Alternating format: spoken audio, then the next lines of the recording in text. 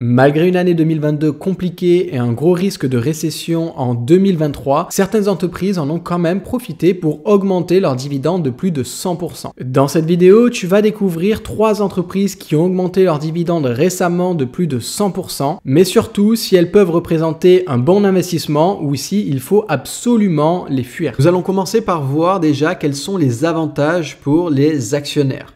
La première chose, c'est que ça va doubler son revenu de façon 100% passive et ça, c'est quelque chose qui n'est absolument pas négligeable. Le second bon point pour un actionnaire, c'est que ça montre que potentiellement l'entreprise a du cash, surtout dans une période pareille, pour pouvoir doubler le dividende. Et le troisième avantage, entre guillemets, qu'il peut y avoir pour un actionnaire, c'est que ça va pousser potentiellement le prix à la hausse. Maintenant, qui dit avantage dit également inconvénient et le travail de l'investisseur, c'est de trouver toutes les nuances entre les avantages et les inconvénients pour trouver ce qui conviendra le mieux à sa stratégie. Quand on parle maintenant des inconvénients qu'il y a quand une entreprise double son dividende, on peut se poser la question, si l'entreprise est si bonne, pourquoi est-ce qu'elle a besoin de doubler son dividende? Pourquoi a-t-elle besoin de refaire cette action? Ensuite, on peut également se demander pourquoi ce cash n'est pas utilisé à faire autre chose, surtout si le fait de doubler le rendement du dividende double potentiellement le payout ratio ou fait grandement augmenter le payout ratio.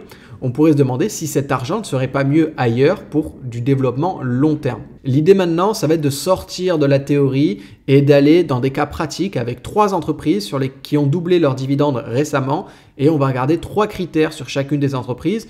Le premier, l'historique de versement des dividendes ainsi que le payout ratio.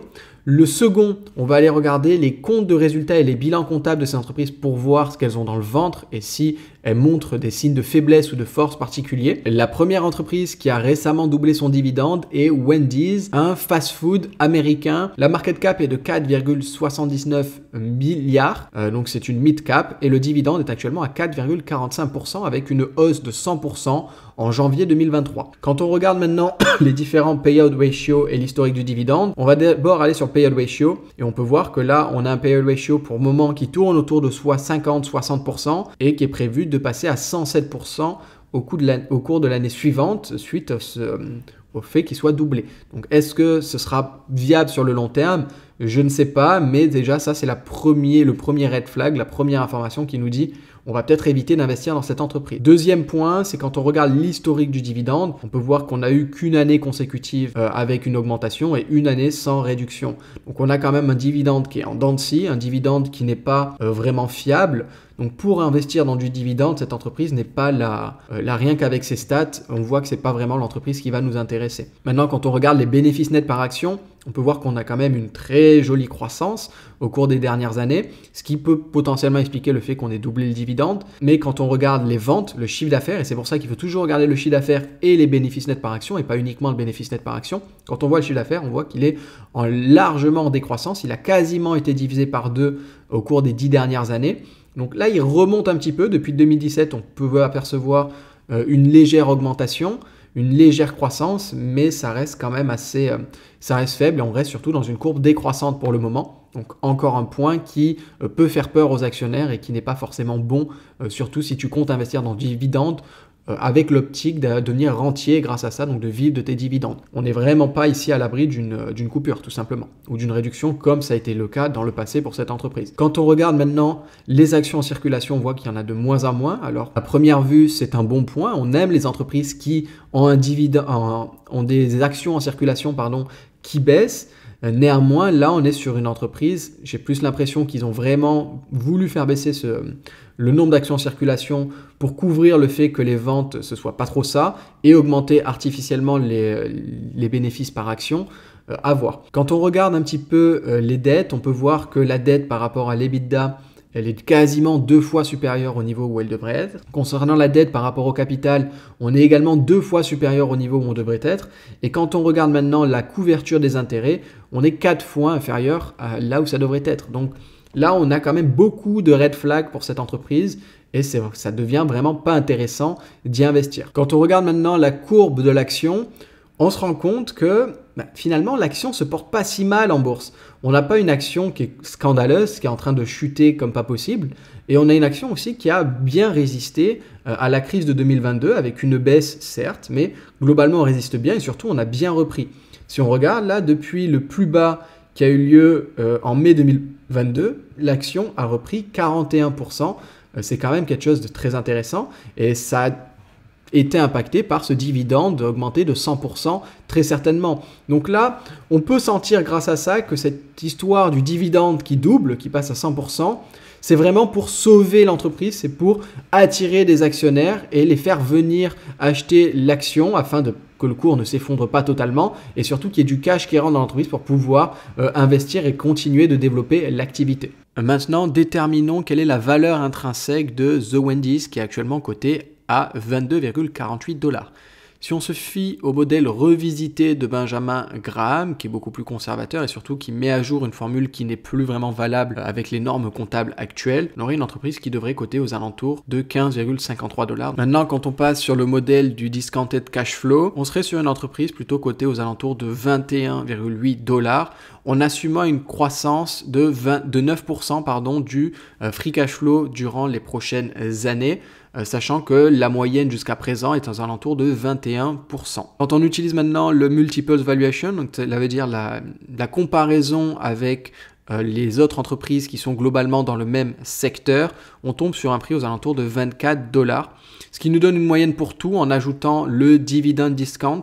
Le dividende, on peut le prendre en compte ou pas, étant donné que le dividende est beaucoup en dents de scie, ça peut se comprendre de ne pas le prendre en compte, mais moi je préfère le prendre étant donné que je suis vraiment dans une stratégie dividende et surtout de dividende croissant pour remplacer mon salaire grâce au dividende. En prenant en compte les résultats dans les 4 modèles de valuation, on tombe sur une valeur intrinsèque à 18,8 $, ce qui est largement inférieur à ce qu'on a actuellement, de plus de quasiment 20%, à 22 $. Donc pour le coup, là, Wendy's, ce ne serait pas vraiment une super opportunité d'achat, c'est une entreprise surévaluée, qui plus est, pour une stratégie dividende, n'est pas du tout adaptée, étant donné que le dividende est trop en dents de scie et trop instable. La seconde entreprise qui a récemment augmenté de plus de 100% son dividende est ASML Holding, donc c'est une entreprise dans les semi-conducteurs. On va voir ici qu'on est sur un cas totalement différent de Wendy's, surtout quand on va voir les chiffres et le graphique. On peut voir ici qu'on est face à une méga cap avec 256 milliards de market cap. On a un payout ratio qui lui est plutôt intéressant. On tourne aux alentours de 30%. On peut voir que là, le prévu pour les années suivantes, il est à 14%, alors qu'ils ont doublé récemment le dividende, ce qui est quelque chose d'assez exceptionnel. Quand on regarde également l'historique du dividende, on voit qu'on a 12 années de croissance consécutive et 13 années sans réduction. Donc on a quand même une entreprise qui suit la bonne voie pour du dividende, qui suit quelque chose de bien. Maintenant, c'est clairement pas une entreprise pour un portefeuille dividende, pour quelqu'un qui veut vivre du dividende, parce qu'on a 0,70% de dividend yield, donc de rendement du dividende, ce qui est vraiment pas intéressant, surtout si ton objectif à terme c'est de vivre pleinement du dividende. Là, c'est pas le genre d'entreprise qui vont te permettre d'avoir un salaire énorme, à moins que tu aies vraiment plusieurs millions à investir. Mais dans l'idée, c'est pas ça. Donc là, c'est le seul problème, on va dire, qu'il y a avec cette entreprise, c'est que cette entreprise est plutôt basée sur de la croissance. Deuxième chose, c'est que visiblement, les hausses de dividendes, on voit qu'on n'a pas un dividende qui est ultra stable. On a ces hausses qui sont là vraiment pour les stats. On a vraiment l'impression que ces hausses sont pour les stats et pour, à la fin de l'année, par exemple, te donner une bonne prime. Parce qu'on voit qu'à la base, le dividende était annuel, ensuite il est passé semestriel et maintenant il est trimestriel. Donc ça, c'est un des points aussi qui peut être marquant et qu'il faut prendre en compte dans sa stratégie de dividende. Quand on regarde les chiffres, ils sont quand même assez excellents ici. On a une très belle croissance du bénéfice net par action. On a un free cash flow payout ratio qui est très bien géré. On va avoir une croissance du chiffre d'affaires, encore une fois, qui est excellent. De 2012 à aujourd'hui, on a vraiment une belle croissance. Le nombre d'actions en circulation, lui, il baisse progressivement. Et là, la baisse, elle n'est pas faite pour augmenter les earnings per share, elle est faite pour rassurer les actionnaires, pour leur dire oui, on croit en notre entreprise, on rachète nos actions. Quand on regarde maintenant les retours sur le capital investi ou sur les equity, on est au-dessus de 15% à chaque fois, donc c'est excellent. Quand on regarde les marges, on est au-dessus de 30%, donc encore une fois là, c'est vraiment très bon, on a vraiment de très bons chiffres.